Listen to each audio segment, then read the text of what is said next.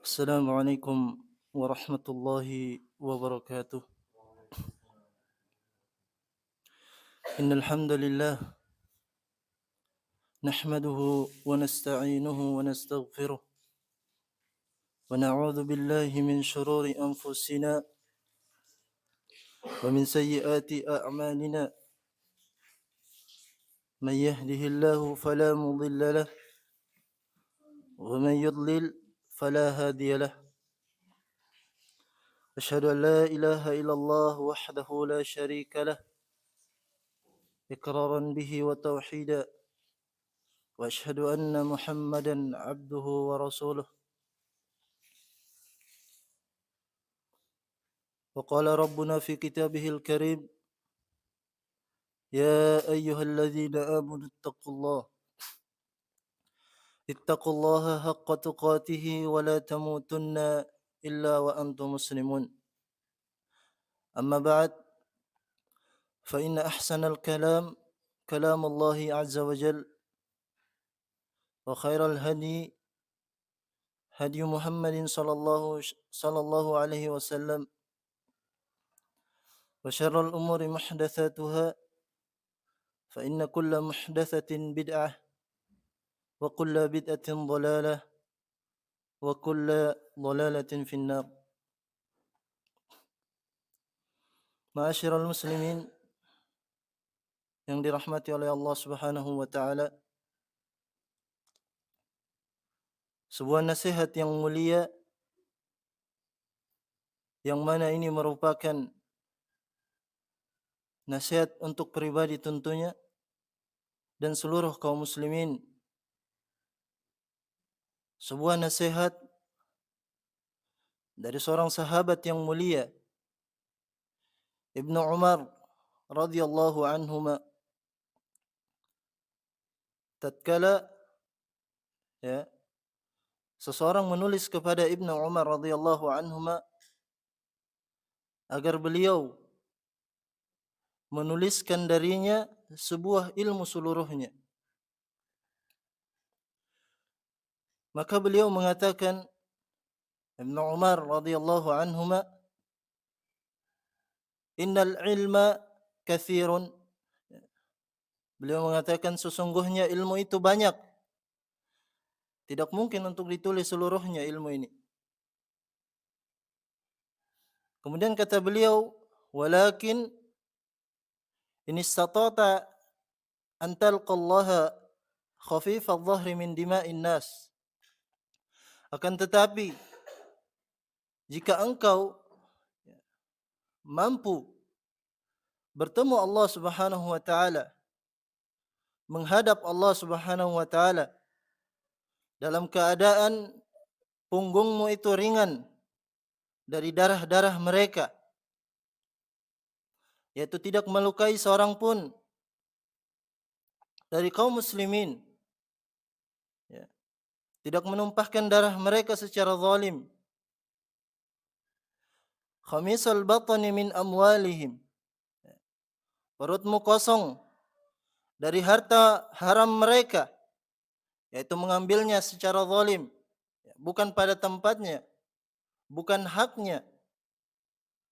Kemudian kata beliau, kaffal lisani an a'radihim, dan engkau mampu menahan lisanmu dari menjatuhkan kehormatan mereka. Laziman li amri jama'atihim faf'al. Kemudian kata beliau, dan engkau melazimi jamaah mereka, tidak memberontak keluar dari jamaah yang menyebabkan kegaduhan di tengah umat, maka lakukanlah. Ma'asyiral muslimin rahimani wa rahimakumullah, dari nasihat Ibnu Umar ini radhiyallahu anhuma terdapat nasihat yang sangat indah. Di sini Ibnu Umar radhiyallahu anhuma lebih memandang bagaimana seorang itu takut ketika dia melanggar aturan Allah Subhanahu wa taala. Terlebih takut dari melanggar hak-hak yang berkaitan dengan manusia. ketahuilah bahwasanya sebab kehormatan seorang muslim, darah mereka, harta mereka adalah sesuatu yang haram untuk diambil, ditumpahkan secara zalim. Dan nasihat Ibnu Umar ini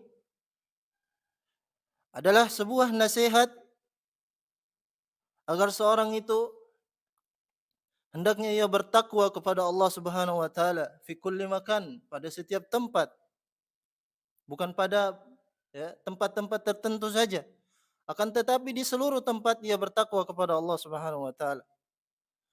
Bertakwa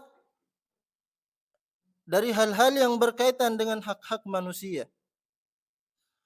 Ketahuilah bahwasanya ilmu itu sebagaimana apa yang dikatakan oleh salaful ummah, bahwasanya ilmu adalah khasyatullah, yaitu takut kepada Allah Subhanahu wa taala. Inti dari ilmu itu menjadikan seorang takut kepada Allah Subhanahu wa taala.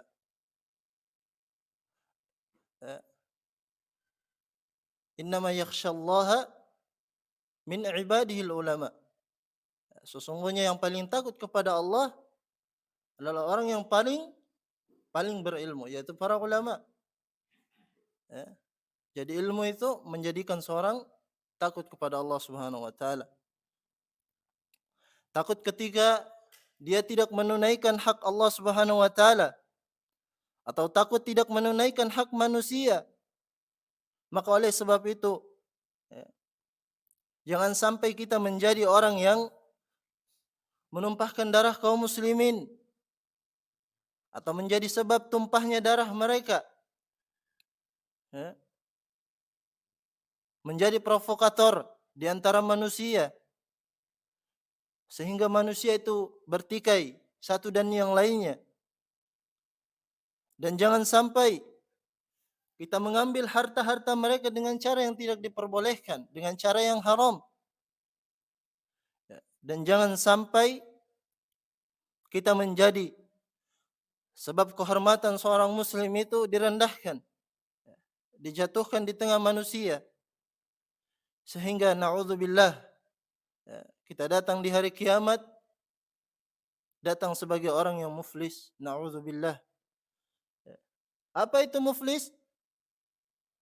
Yaitu orang-orang yang datang pada hari kiamat dengan pahala yang hebat, yang luar biasa. Dia datang dengan pahala solatnya, pahala puasanya, pahala zakatnya. Namun itu semua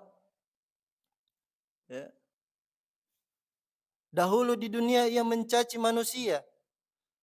Dia menuduh ini dan itu kepada manusia, memakan harta yang haram dari harta manusia secara zalim, mengalirkan darah kaum muslimin.